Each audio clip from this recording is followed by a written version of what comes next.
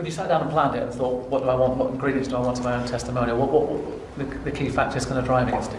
When the club gave me the date for the testimonial, I obviously had a chat with the manager, Brendan Rodgers, and the important thing was about the team and the squad because of the timing. I didn't really want it to be a testimonial that was going to be low tempo, and all my friends and all my teammates over the last 15 years come back and play a part. I didn't want it to be like that. I wanted it to be a serious game and an important game in the preparation for the season, so that's the way it'll be. It'll be a serious contest. Olympiacos, an important team certainly in the progress of your career. I've not known a louder cheer or a louder moment at Anfield. Was that one of the greatest Anfield moments for you? For me personally it was, yeah, because of the timing of the goal, how important it was, and because of what happened further down the line, Istanbul, and also Andy Gray's commentary also added to that moment as well. And that was the reason why we decided to go down the Olympiacos road. I mean, they've been fantastic. They haven't asked for a penny in return to come over and play, which means that obviously the children in this local area get a lot more money. We spoke to a few other clubs who were demanding fees. Obviously can't mention no names, but Olympiacos have been superb, so I owe them a huge thank you. And with the elephant in the room being perhaps Luis Suarez, the club have clearly made their intentions clear by turning down two offers from Arsenal. Well, tell me, what do you know of what's happened? And what? I don't know what's happened. I think the only person that knows what's happening is probably Louis himself. You think he's got a huge decision to make, and as his teammate, I've got to show him respect and give him space to make whatever decision he wants to make. But I think everyone in this room and everyone at this club knows what I want Luis Suarez to do. Everyone knows how highly I rate him and how much I want him to stay. And what we can achieve this season basically depends on whether he stays or goes, I believe. But it's fair to say if you keep him, those managers you talked about, those clubs you talked about, will treat Liverpool as a more serious prospect. For sure, won't they? For sure, yeah. Brilliant, thank you. Stephen, you recently signed a new contract, so you're moving towards the next phase of your career here, but having watched Jamie bow out at the end of last season, are you making almost a conscious effort to enjoy your football now in this next phase? Yeah, of course. I think when you become into the latter stages of your career, you want to cherish every moment and make the most of it. I've had many conversations with Jamie since he stopped, and also speaking to Robbie Fowler today, who I've just had lunch with, and the first thing that they talk about is how much they're missing it already.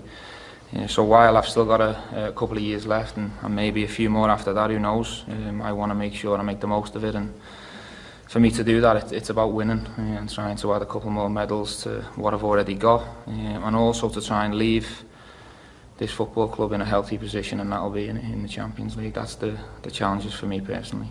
And you mentioned that the fitness regime there, do you feel as fit as you've ever been, because you had the shoulder operation obviously? Yeah, I do actually, but that is not just because of the pre-season work I've done so far. I think it's been over the last 14-16 months since I had my groins fixed. I haven't felt better, and in pre-season so far I've done the majority of the training and played all the minutes in the games, and I feel really good and strong, so I'm hoping I can go on beyond the 2 years I've signed, but I'll make that decision as we go along.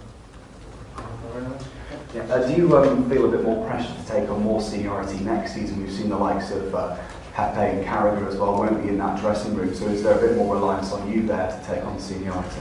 Yeah, I suppose there is. I never ever shirk responsibility at this club, but I was given the captaincy at the age of 21, 22, so I know what pressure and responsibility is all about. I've managed to live with it for 10 years, but I think it's also down to other players in the group. Now that Jamie's left and Pepe's gone, I think it's time for the likes of Daniel Agger and Lucas Leiva and Glenn Johnson, other experienced players, to come behind me and help me lead this team to big things, because the talent's certainly there.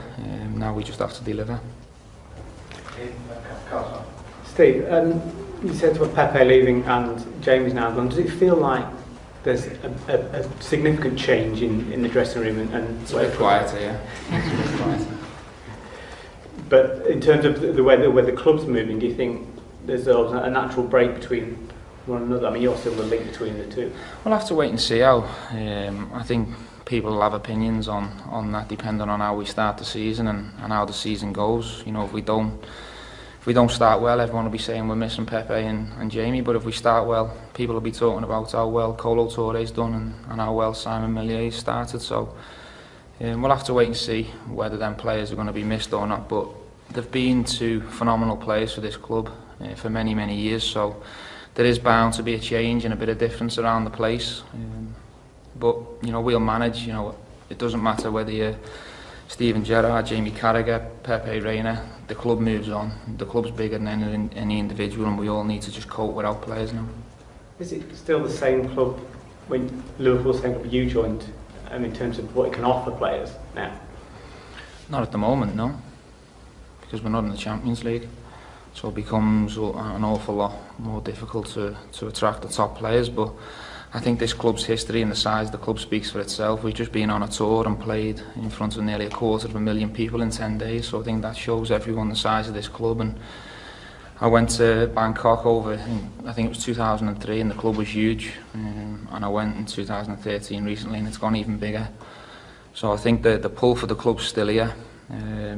You know, and players who come now and help get the club back into the Champions League will experience some of the biggest nights in their career, because playing European football in front of this crowd is different than any other crowd.